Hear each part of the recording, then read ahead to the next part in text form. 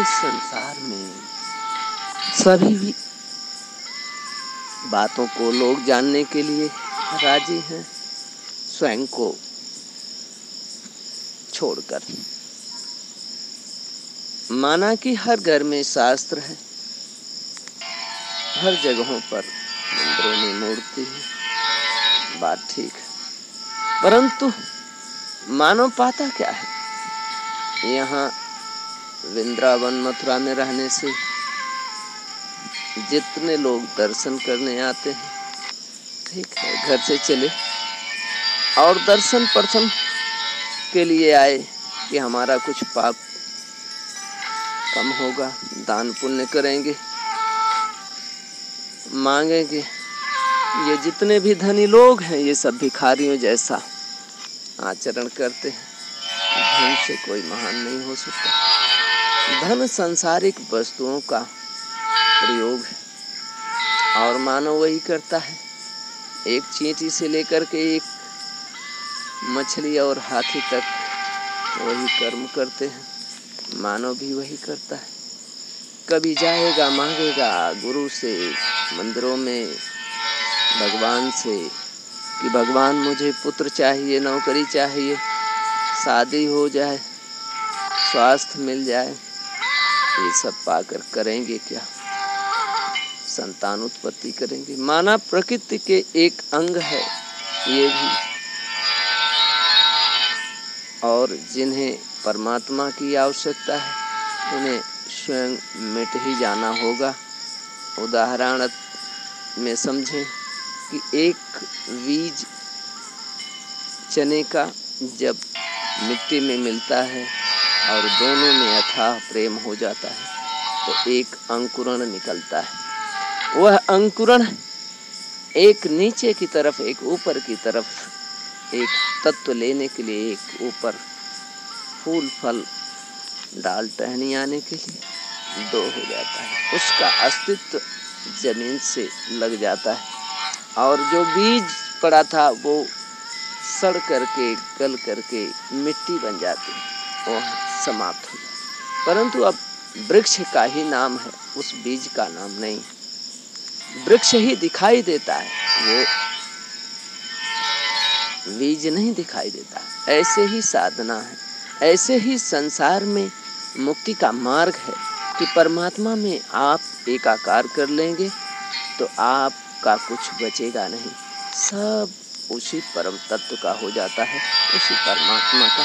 आप उसी में विलीन हो गए, उसी में एकाकार कर लिए, आपका कुछ बचा नहीं। यह वास्तविक साधना का पथ है कि स्वयं को मिटा देना, स्वयं के गले को काटकर सद्गुरु की शरण में, सच्चिदानंद की शरण में, परमात्मा की शरण में रख देना कि मेरा प्रभु अब कुछ नहीं, जो कुछ है ये सब आपका है। तो भगवान स्वीकार कर लेते हैं और अपनी कृपा से अपना पद प्राप्त कर देते हैं और वह भगवत को प्राप्त हो जाता है।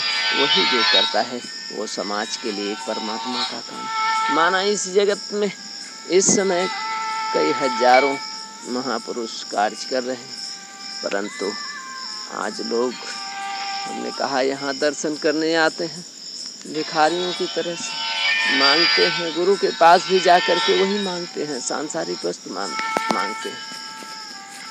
सब भिखमंगों की टोली है, जिधर देखो उधर मांगने के लिए ही टहलते हैं। अपनी आदत, अपने आचरण और अपना स्वभाव बदलने के लिए तैयार नहीं है, राजी नहीं है, क्योंकि वहाँ उनको कुछ मिलता नहीं। और जबकि परिवर्तन अपने अंदर होना है, उस बीज की तरह से समाप्त होकर के एक अंकुरण बनना है, जो परमात्मा के शरण में जाने के बाद एक उससे लगाव रह जाए। जो नीचे जिसे मूल कहते हैं, मूल जड़ कहते हैं, वह परमात्मा से वैसा मूल परमात्मा है और तना, डाल, टहनी, पत्ते, फूल, फल, ये संसार में। इसी तरह से संसार में एक साधक उस परमात्मा में लीन होकर के संसार में कार्य करता है, संसार में विस्तार के लिए, संसार में मानव को सुख शांति और मानव को साधना के पथ पर ले जाने के लिए काम करता है, तो वह उसी वृक्ष की तरह से कि वह बाहर फूल और फल देगा, जिससे लोगों के उदर पूर्ति और पेट भरेगा, चाहे वह जीव जंतु पशु पक्षी मानव कोई भी ग्रहण करे, और मूल उसका जड़ उसकी उस मिट्टी में है, जिससे सब फूल फल रस गंध उसमें आता रहता है, कहीं से अतिरिक्त से उसे लाना नहीं पड़ता है। आप भोजन करते हैं, आपको पता नहीं है उसमें क्या क्या बनता है, रस बनता है, खून बनता है, हड्डी मांस मज्जा बीज सब उसी से बनता है। कैसे बनता है ये पता नहीं है। उसी तरह से उस मिट्टी से स्वाद सुगंध रस फूल में सुगंध सब उसी मिट्टी से। ऐसे ही साधना के पथ पर चलकर उस परम तत्व परमात्मा में जो लीन हो जाता है, अपने को समर्पित कर देता है, उसका जीवन उसी तरह से धन्य हो जाता है जैसे वृक्ष। अब वृक्ष छाया भी दे रहा है, फल फूल दे रहा है, लोग उसके फल और फूल से आनंदित हो रहे हैं और उसकी छाया में बैठकर अपने जीवन को सफल बना रहे हैं।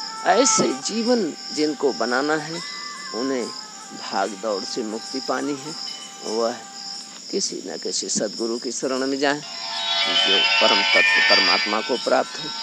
ऐसे तो हजारों लाखों करोड़ों इस जगत में गुरु होंगे, जो मंत्र देने वाले तंत्र देने वाले बहकाने और स्वार्थी होंगे, उनसे कल्याण ना हो सकेगा।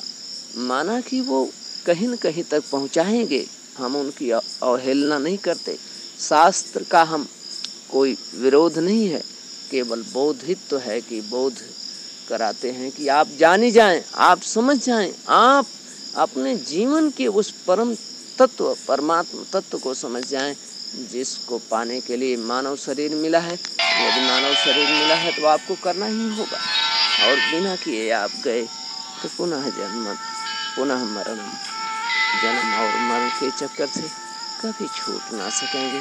यह शरीर पुनः मिलेगी, पुनः फिर शादी ब्याह करेंगे, अंडा बच्चा पैदा करेंगे, मंदिरों के चक्कर काटेंगे, सब कुछ पुनः करेंगे। ऐसे ही कई जन्म आपने किया और आगे भी करते रहेंगे। यही मानव शरीर है, यही समय है, यही वक्त है, यही एक रास्ता है कि आप सुधर सकते हैं। आपका पथ, आपका मार्ग, आपका जीवन सुधार के लिए पुकार रहा है। सब प्रेम भक्ति मार्ग आपके जीवन का परम लक्ष्य हो, यही हम कामना करते हैं। बहुत जीवन आपने जिया होगा, परंतु एक जीवन जीने की तैयारी करो। अपने सद्गुरु की शरण में जाकर के अपने जीवन के परम लक्ष्य को प्राप्त करने के लिए आप तैयारी कर लो। यही आपके जीवन का परम लक्ष्य होगा, यही आपके जीवन का सत्य। सबके अंदर बैठी दिव्य आत्मा को प्रणाम करता, मेरे प्रणाम स्वीकार है।